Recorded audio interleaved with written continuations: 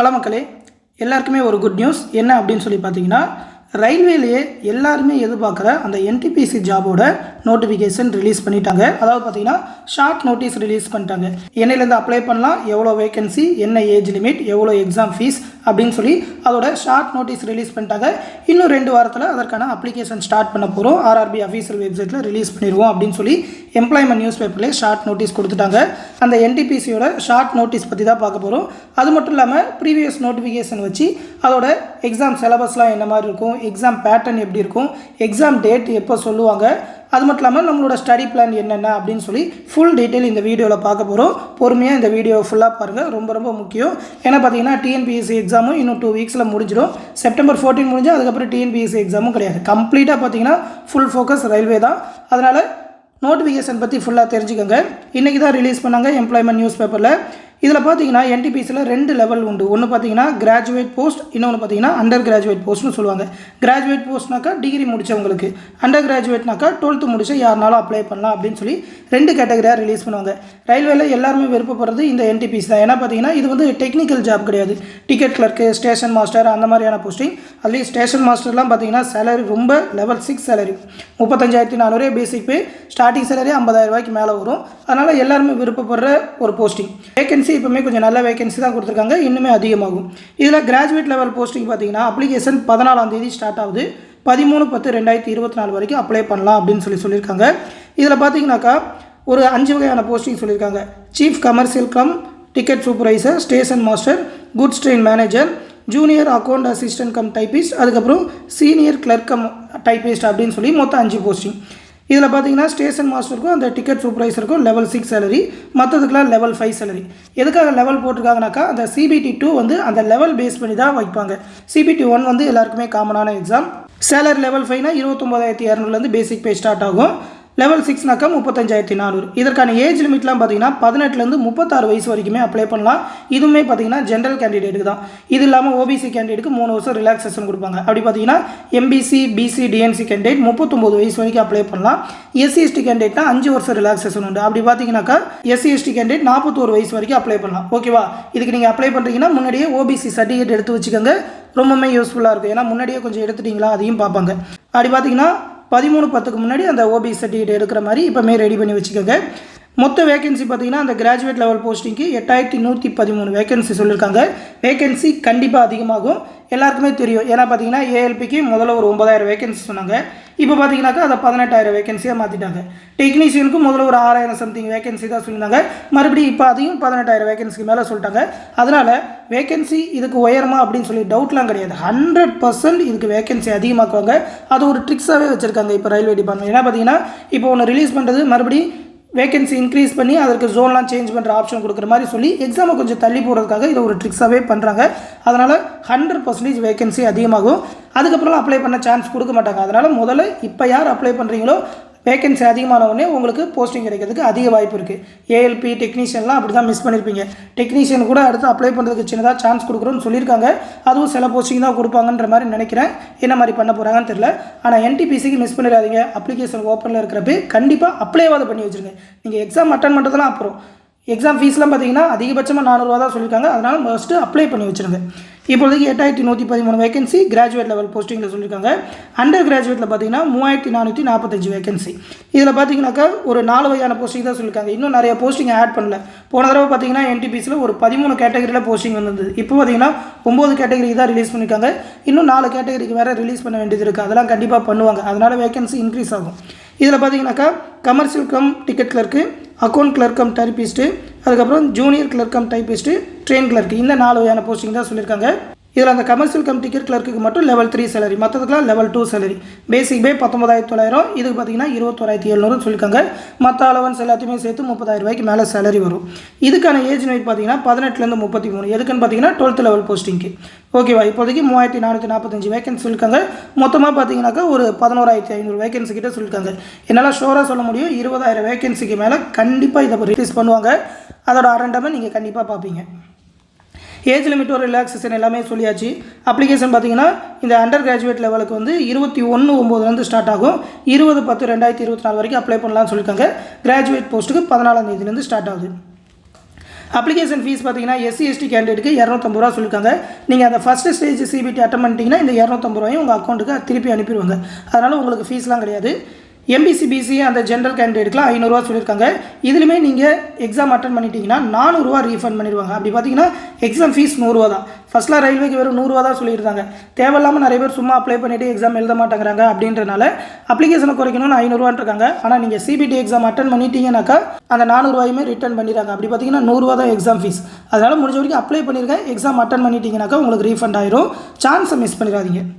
நமக்கு பார்த்தீங்கன்னாக்கா ஆர்ஆர்பி சென்னையில் தான் ரிலீஸ் பண்ணுவாங்க. 14ஆம் தேதி இதோட அஃபீஷியல் நோட்டிஃபிகேஷன் வந்துடும். சொல்லப்போனால் ஒரு நாள் முன்னாடி 13ஆம் தேதி நோட்டிஃபிகேஷன் கிடைச்சிடும். அப்ளிகேஷன் 14ஆம் தேதி ஸ்டார்ட் ஆகும். இது வந்து இன்றைக்கி கொடுத்த ஷார்ட் நோட்டீஸ் எம்ப்ளாய்மெண்ட் நியூஸ் பேப்பரில் கொடுத்துருக்காங்க. இதோட ஓல்டு நோட்டிஃபிகேஷன் வச்சு அந்த சிபிடி எக்ஸாம்லாம் பார்த்துருவோம். ஃபஸ்ட்டு பார்த்தீங்கன்னா காமனாக 2 சிபிடி எக்ஸாம் தான் சொல்லணும். அந்த ஸ்டேஷன் மாஸ்டருக்கு மட்டும் இன்னொன்று சிபிஏடி அப்படின்னு சொல்லி இன்னொரு எக்ஸாம் இருக்கும். ஓகேவா? இதில் ஃபஸ்ட்டு ஸ்டேஜ் பார்த்தீங்கன்னா எல்லாருக்குமே காமன் தான். ஒரு 100 கொஸ்டின் கேட்பாங்க. ஜென்ரல் அவேர்னஸ்லேருந்து 40, மேக்ஸ்லேருந்து 30, ரீசனிங்லேருந்து 30. சிலபஸ் எல்லாமே பார்த்தீங்கன்னா காமன் தான். எல்லா லாங்குவேஜ்லையுமே நீங்கள் எக்ஸாம் எழுதலாம், தமிழ்லையுமே எழுதலாம். நெகட்டிவ் மார்க் உண்டு. நெகட்டிவ் மார்க் பற்றிலாம் நினைக்க வேணாம். எஸ்எஸ்சி லெவலுக்குலாம் டஃப்பாக இருக்காது. ரயில்வே வந்து கொஞ்சம் ஈஸியாக தான் இருக்கும். இந்த எக்ஸாம்லாம் பார்த்தீங்கன்னா 2019 நானும் கிளியர் பண்ணியிருக்கேன். அதனால தான் சொல்கிறேன். மேத்தமெட்டிக்ஸ்லாம் பார்த்தீங்கன்னா சிம்பிள் டாபிக் தான் சொல்லியிருக்காங்க. எல்லாமே காமனாக தான் சொல்லியிருக்காங்க. இதில் ஆர்பிஎஃப்ல எல்லாமே எக்ஸஸாக பார்த்தீங்கன்னாக்கா அந்த ட்ரிக்னாமெண்ட்ரி, அல்ஜிப்ரா, ஜாமெண்ட்ரி தான் ஜாயின் பண்ணியிருப்பாங்க. மற்றபடி மேக்ஸும் பார்த்தீங்கன்னா ரொம்ப டஃப்லாம் கிடையாது. அடுத்து ரீசனிங்கை பொறுத்த வரைக்கும் ஜென்ரல் டாபிக்ஸ் தான் கொடுத்துருக்காங்க. ஜென்ரல் அவேர்னஸை பொறுத்த வரைக்கும் நீங்கள் படிக்க வேண்டியது அந்த ஹிஸ்ட்ரி, பாலிட்டி, எக்கனாமிக்ஸ், ஜியாகிரஃபி, அது இல்லாமல் கரண்ட் அஃபேர்ஸ் அண்ட் ஸ்ட்ராட்டஜிக்கு இதுதான் படிக்கணும். அதை தான் கொஞ்சம் எலாபரேட் பண்ணி கொடுத்துருப்பாங்க. சிபிடி 2க்கு என்ன சிலபஸ் அப்படின்னு சொல்லி பார்த்தீங்கன்னா சிபிடி 2க்கும் அதே சேம் சிலபஸ் தான். சிலபஸில் ஒரு வார்த்தை கூட சேஞ்ச் பண்ணியிருக்க மாட்டாங்க. இதோட நோட்டிஃபிகேஷன் வேணால் நம்மளோட டெலகிராம் குரூப்பில் கொடுக்குற எடுத்து பார்த்துக்கோங்க. சேம் சிலபஸ் தான். ஆனால் அதுக்கு பார்த்தீங்கன்னா 120 கொஸ்டின் கேட்பாங்க. சிபிடி 2வை பொறுத்த வரைக்கும் பார்த்தீங்கன்னா எல்லாருக்குமே காமனாலாம் இருக்காது. அந்தந்த லெவலுக்கு ஏற்ற மாதிரி போஸ்டிங் இருக்கும். அப்போ லெவல் 2 சிலர்னா அவங்க எல்லாருக்குமே ஒரே மாதிரி எக்ஸாம், லெவல் 5க்குனாக்கா அவங்க எல்லாருக்குமே ஒரே எக்ஸாம் அப்படின்ற மாதிரி வரும். அதாவது இப்போ பார்த்தீங்கன்னாக்கா நமக்கு கொடுத்ததில் லெவல் 2 சேலரி எல்லாருக்குமே அந்த சிபிடி 2 ஒரே மாதிரி இருக்கும். லெவல் 3க்கு ஒரே மாதிரி இருக்கும். லெவல் 4க்கு தனியாக ஒரே மாதிரி இருக்கும். அடுத்து லெவல் 5 எல்லாத்துக்குமே சிபிடி வேறு. லெவல் 6 எல்லாருக்குமே சிபிடி லெவல் 2 வந்து வேறு மாதிரி இருக்கும் அப்படின்ற மாதிரி சொல்லியிருக்காங்க. ஆனால் சிபிடி 1 வந்து எல்லாருக்குமே காமன் தான். அது இல்லாமல் டைப்பிங் டெஸ்ட்டாக இருக்கும். டைப்பிங் டெஸ்ட்லாம் அந்த டைப்பிஸ்ட் போஸ்ட் இருக்கிறவங்களுக்கு இருக்கும். டைப்பிஸ்ட் போஸ்ட்டுக்கு நீங்கள் டைப் ரைட்டிங் முடிச்சிருக்கணும்லாம் கிடையாது. அவங்க வந்து கம்ப்யூட்டரில் டைப்பிங் டெஸ்ட் வைப்பாங்க. அதில் நீங்கள் பாஸ் பண்ணால் போதும். ஜஸ்ட் 30 வார்த்தை பர் மினிட் நீங்கள் டைப் பண்ணாலே போதும்.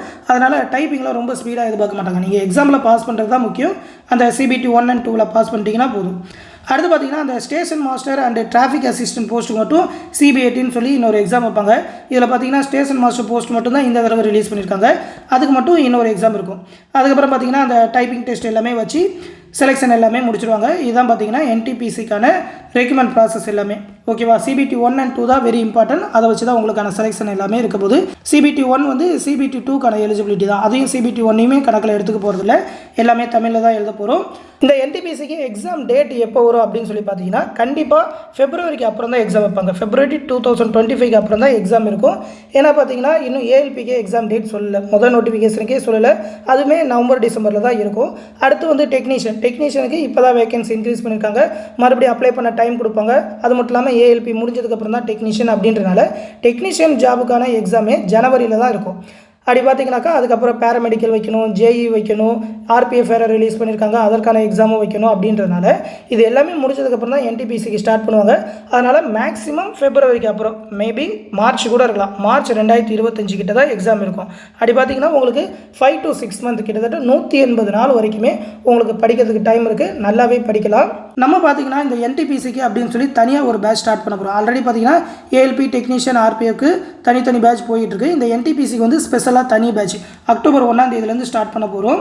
அதற்கான அட்மிஷன் இன்னைக்குலேருந்து ஸ்டார்ட் பண்ண போகிறோம். நம்மளோட அட்மின் இன்னையிலேருந்து அந்த ப்ராசஸ் எல்லாத்தையுமே ஸ்டார்ட் பண்ணிடுவாங்க. இதில் பார்த்தீங்கன்னாக்கா மேக்ஸ் ரீசனிங்கான வீடியோ கிளாஸஸ், மேக்ஸ் ரீசனிங் ஓகேவா, கம்ப்ளீட்டாக எல்லா டாப்பிக்குமான வீடியோ கிளாஸஸ் தமிழ் அண்ட் இங்கிலீஷில் ரெண்டுத்துலையுமே இருக்கும். அதாவது பார்த்தீங்கன்னா இங்கிலீஷ்லனாக்கா தமிழ் அண்ட் இங்கிலீஷ் ரெண்டுத்துலையுமே கொஸ்டின் இருக்கும். எக்ஸ்பிளனேஷன் வந்து தமிழில் தான் இருக்கும்.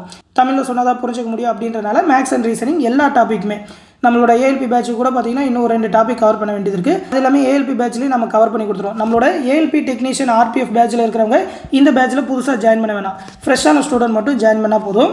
அது இல்லாமல் பார்த்தீங்கன்னாக்கா சயின்ஸுக்கான மெட்டீரியல், சயின்ஸுக்கான PDF material, physics, chemistry, biology எல்லாத்துக்குமே தனித்தனி மெட்டீரியல். இப்போதைக்கு பார்த்தீங்கன்னா தமிழில் மட்டும் தான் மெட்டீரியல் ப்ரொவைட் பண்ண போகிறோம். இங்கிலீஷில் இன்னும் ரெடி பண்ணலை, அது கொஞ்சம் டைம் எடுக்கும். அப்படின்றதுனால தமிழில் மட்டும்தான் இந்த 1 மந்த்துக்குள்ளே எல்லாமே ப்ரொவைட் பண்ண போகிறோம்.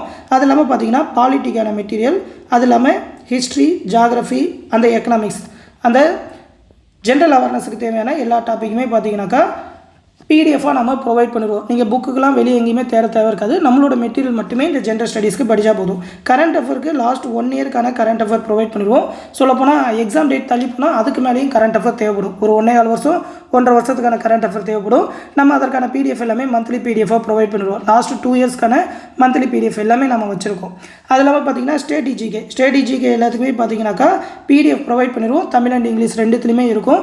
அது இல்லாமல் இம்பார்ட்டண்டான ஸ்ட்ராட்டஜிக்கு எல்லாத்துக்குமே ஷார்ட்கட்டான வீடியோ கிளாஸஸும் ப்ரொவைட் பண்ணுவோம். ரொம்ப ஃபன்னாகவே இருக்கும்.